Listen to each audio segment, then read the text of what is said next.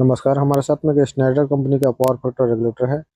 इस रेगुलेटर का हम लोग कंप्लीट वायरिंग कैसे करते हैं और कंप्लीट पैरामीटर सेटिंग कैसे कर सकते हैं। हमारे साथ भी देख सकते हैं कैपेसिटर पैनल है। इस कैपेसिटर पैनल के अंदर हम लोग स्नाइडर का पावर फैक्टर रेगुलेटर यूज कर रहे हैं। इसको मैनुअल मोड में कैसे ऑपरेट करते हैं, ऑटो मोड में कैसे ऑपरेट करते हैं, इस रेगुलेटर के अंदर जितने भी अलार्म आते हैं उसको हम लोग कैसे सही करते हैं, उसका क्या सॉल्यूशन होता है, पूरा डिटेल आपको इस वीडियो के अंदर मिलेगा। ये पूरा वीडियो देखने के बाद में अगर हमारा वीडियो अच्छा लगे तो वीडियो को लाइक कर देना। आपको मन में कुछ भी सवाल है तो मुझे कमेंट करके जरूर बताना। अगर आप हमारे चैनल पर नए हैं तो चैनल को सब्सक्राइब करके ऑल नोटिफिकेशन दबा लेना ताकि नए नए वीडियो के नोटिफिकेशन आपको ऑटोमेटिक मिलते रहे। चलो फिर हम वीडियो को स्टार्ट कर लेते हैं। अभी हमने इस रेगुलेटर का पावर हमने चालू कर दिया है। उसके बाद में इसके अंदर 3 बटन मिलता है, अप और डाउन का। ये इंटर का बटन है। ये 3 बटन के थ्रू हम इसका प्रोग्राम करेंगे, सेटिंग करके इसका सेटिंग। सबसे पहले इंटर का बटन हम लोग 1 टाइम दबाएंगे, ऑटो का सिंबल रहता है। उसके बाद हम लोग डाउन बटन दबाएंगे। डाउन दबाएंगे तो आपको कॉस्ट बाई सेट मतलब टारगेट पावर फैक्टर हमको कितना सेट करना है वो हम लोग सेट कर देंगे। सेट करने के लिए आपको और अगर इंटर का बटन दबाएंगे तो आपको इसका यूनिटी डिफॉल्ट है। अप और डाउन बटन से हम लोग जितने टारगेट पावर फैक्टर हमको मेंटेन करना है उतना हम लोग इसको सेट करना। अभी सपोज हमने 96 रख दिया, आपको दिखाने के लिए इंटर का बटन दबाएंगे तो सेव हो जाएगा।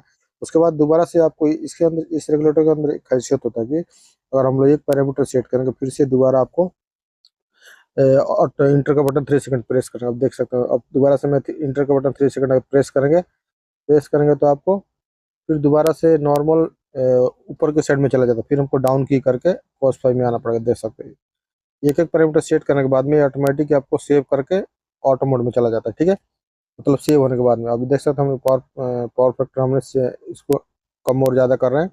हमने 95 रख दिया, इसको इंटर करेंगे तो सेव हो जाएगा। सेव करने के बाद फिर से दोबारा से आपको ऑटो मोड में ऊपर की साइड चला जाता है। उसके बाद में हम लोग फिर भी 3 सेकंड हम लोग इसको दबा के रखेंगे। फिर हमको ऑटो का ऑप्शन आता है, डाउन बटन दबाएंगे। देख सकते हैं पावर फैक्टर में हमारा सेव हो चुका है। उसके बाद डाउन करेंगे तो हमारा टाइम आ रहा है। ठीक है, हम लोग स्टेप टाइमिंग सेट कर लेंगे। ऑन का टाइम है ये 10 सेकंड इसका डिफॉल्ट है। अप और डाउन बटन से हम लोग इसको कम और ज़्यादा कर सकते हैं। तो हम इसको सपोज हमको 40 सेकंड करना है तो अप और डाउन बटन से हम लोग कम और ज़्यादा कर सकते हैं। ये स्टेप टाइमिंग है, स्टेप को ऑन होने का टाइम है। हम लोग इसको 30 सेकंड 40 सेकंड हम 30 सेकंड में रख दिए, इंटर करेंगे, सेव हो जाए। सेव करने के बाद देख सकते ऑटोमेटिक ऊपर की साइड में आपका चला जाता। फिर से हमको दोबारा से 3 सेकंड प्रेस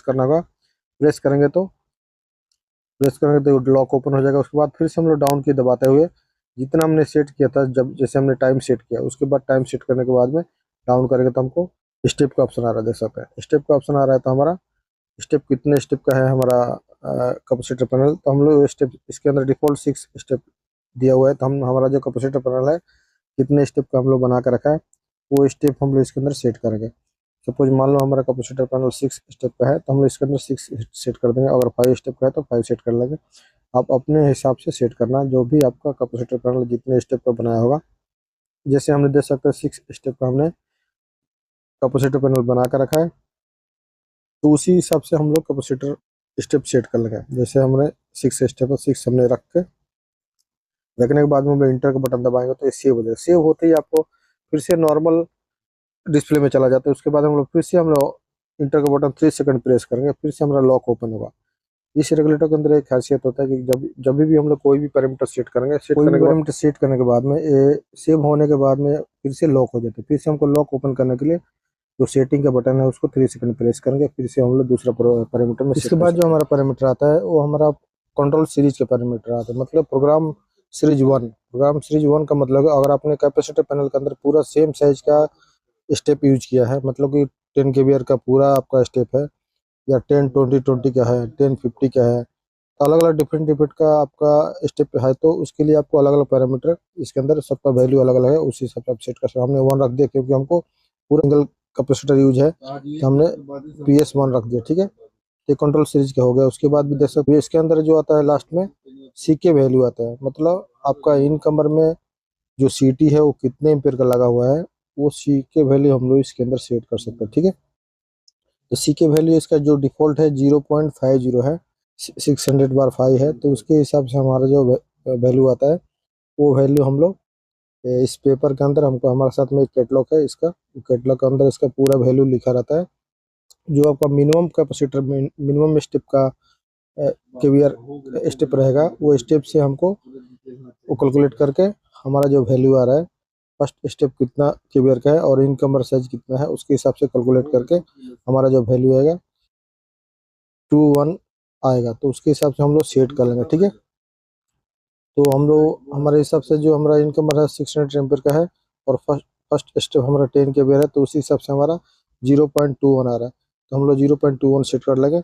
आप अपना कैपेसिटर कितने एम्पियर का है, आपका मेन मेन पैनल कितने एम्पियर का सीटी लगा हुआ है, उस सीटी का वैल्यू के हिसाब से आपका इसके अंदर चार्ट है, वो चार्ट में देख के आपको कर सकते हैं, नहीं तो आप लोग खुद से भी हिसाब लगा सकते हैं। उसके लिए ऑलरेडी मैंने एक वीडियो बना इस कंट्रोलर के अंदर एक मेन चीज़ है कि हम लोग कोई भी पैरामीटर अगर हम लोग सेट कर रहे हैं, सेट करने के बाद में इंटर करेंगे, सेव करेंगे, तो फिर से दोबारा से लॉक हो जाता है।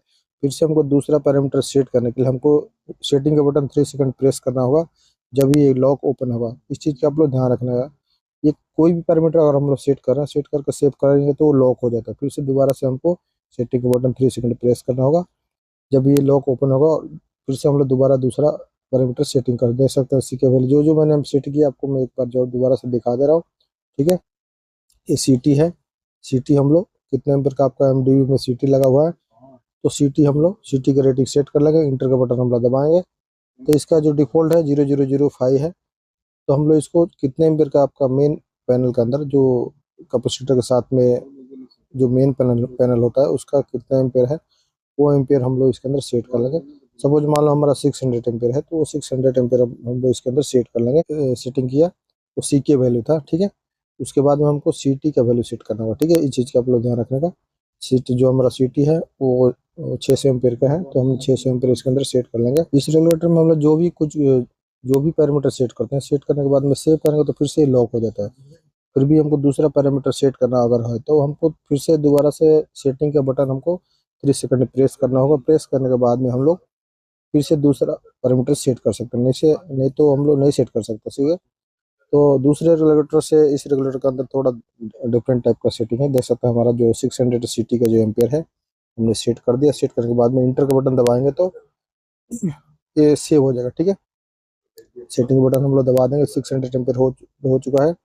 अभी हम लोग सेटिंग बटन दबाएंगे तो सेव हो जाए, सेव होते ही लॉक हो जाता है। फिर से अगर दोबारा हम कोई दूसरा पैरामीटर सेट करना है तो हमको फिर से इसको 3 सेकंड प्रेस करना होगा, इस बटन को, सेटिंग के बटन को देख सकते हैं हमने जो प्रेस कर रहा हूँ, फिर से लॉक ओपन हो जाएगा। फर्स्ट हमारा ऑटो मोड आता है, उसके बाद में हम लोग डाउन बटन करते जाएंगे, क्योंकि ऑलमोस्ट हमारा पूरा पैरामीटर सेट हो चुका है, सीटी भी सेटिंग हो चुका है। उसके बाद में हम लोग डाउन करेंगे तो ओवर वोल्टेज का सेटिंग इसके अंदर आ रहा है।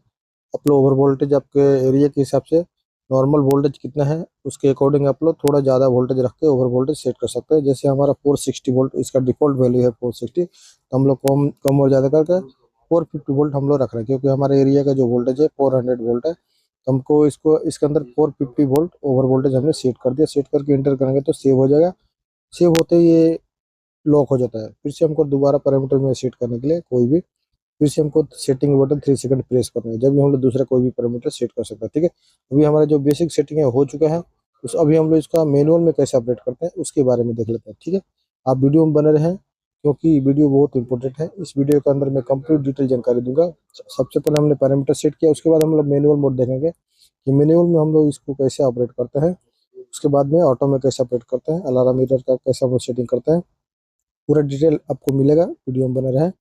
अभी सबसे पहले हम लोग मैनुअल मोड का बारे में देखेंगे, मैनुअल में कैसे ऑपरेट करते हैं। हम लोग इस रेगुलेटर के थ्रू मैनुअल में सबसे पहले कॉन्ट्रैक्टर को चालू और बंद करके देखेंगे, ताकि हमारा कौन सा भी कॉन्ट्रैक्टर खराब है या चालू है वो हमको पता चलेगा। कि मैनुअल में हम लोग मैनुअल के थ्रू हम लोग कॉन्ट्रैक्टर को ऑन और ऑफ करके पूरा स्टेप को देखेंगे, स्टेप हमारा वर्किंग कर रहा है या नहीं कर रहा है। ठीक है, सबसे पहले मैनुअल में आपको जाने के लिए जो सेटिंग का बटन है 3 सेकंड हम लोग प्रेस करेंगे। देख सकते हैं हमने प्रेस किया। प्रेस करने के बाद में आपको आपको ऑटो का ऑप्शन आ रहा है। ऑटो का ऑप्शन आ रहा है तो हमको इंटर का बटन दबाएंगे तो हमको ऑटो ऑफ का ऑप्शन आ रहा है, तो इसको हम सबसे पहले इसको ऑफ करना होगा। ठीक है, तो ऑलरेडी ऑफ है, अगर चाहे तो ऑन करेंगे तो ऑटोमेटिक में ऑटोमेटिक वर्किंग चालू हो जाएगा। ठीक है, लेकिन हमको ऑफ करके रखना है, क्योंकि हमको मैनुअल में चालू करना है, तो इसके लिए हम इसको ऑफ करेंगे। ठीक है, अभी देख सकते हैं ऑटो हमने ऑफ कर दिया। ऑफ करने के बाद में हम लोग इंटर करेंगे तो सेव हो जाएगा। ठीक है, मतलब ऑटो मोड ऑफ हो जाएगा, मैनुअल मोड में वर्किंग होगा। ठीक है, हम लोग अप और डाउन से इसको ऑटो और मैनुअल में कर सकते। अभी हम लोग ऑटो में करेंगे, देख सकते हैं ऑटो में ऑन कर दिया तो आपके जो इंडिकेटर है वो बिल्कुल स्टेबल है, ब्लिंकिंग नहीं हो रहा है, ठीक है। दोबारा से हमको इसको 3 सेकंड प्रेस करेंगे तो आपको ऑटो मोड का ऑप्शन आ रहा है। उसके बाद इंटर करेंगे, ऑटो मोड ऑन है तो हम लोग इसको डाउन से ऑफ कर देंगे, मतलब ऑटो मोड ऑफ कर देंगे। ऑटो मोड ऑफ करेंगे तो उसके बाद इंटर का बटन दबाएंगे तो ये ऑफ मोड सेव हो जाएगा, ठीक है, मतलब ऑटो मोड ऑफ हो जाएगा। देखिए ऑटो मोड ऑफ होते ही आपको देख सकते हैं जो इंडिकेटर है ऊपर का वो ब्लिंकिंग स्टार्ट, मतलब कि हमारा जो अभी रेगुलेटर है वो अभी ऑटो मोड में, सॉरी मैनुअल मोड में हम लोग इसके थ्रू वर्किंग कर सकते हैं। देख सकते हैं डाउन का बटन दबाएंगे तो कैपेसिटर माइनस और प्लस का इधर दिखा रहा है नीचे की साइड में। ऊपर की साइड करेंगे तो कैपेसिटर को स्टेप को ऑन कर सकते हैं, मतलब प्लस कर सकते हैं, सी प्लस लिखा हुआ है और सी माइनस नीचे की साइड में। ऊपर की साइड में स्टेप है और स्टेप के ऑन होने के टाइम इंडिकेटर आएगा। अभी हम लोग सबसे पहले इसको ऑन करते हैं। ऊपर के बटन को हम लोग एक बार जस्ट प्रेस करके छोड़ देंगे। जो हम लोग टाइम सेट किए रहेंगे, स्टेप टाइमिंग जो ऑन का टाइम है हमने 30 सेकंड रखा है, वो उसी टाइम के हिसाब से ऑटोमेटिक आपका स्टेप ऑन हो जाए। देख सकते हैं हमारा स्टेप फर्स्ट स्टेप ऑन हो चुका है मैनुअली, ये ऑलरेडी मैनुअल मोड में है। उसके बाद में हम लोग दूसरा स्टेप चालू करना है तो हम लोग फिर भी हम लोग प्लस का बटन दबाएंगे, ठीक है। तो मतलब कि माइनस अगर बटन दबाएंगे स्टेप हम लोग बंद कर सकते हैं, और जो अप एरो दबाएंगे जो प्लस का मार्किंग है उसके थ्रू हम लोग इसको चालू कर सकते हैं, मतलब दूसरा स्टेप हम लोग चालू कर सकते हैं। तो ये हमारा मैनुअल मोड में इसलिए इसका इंडिकेटर ब्लिंकिंग हो रहा है। अभी हम लोग इसको चाहे तो बंद कर सकते हैं, चाहे तो हम लोग दूसरा स्टेप भी चालू कर सकते हैं।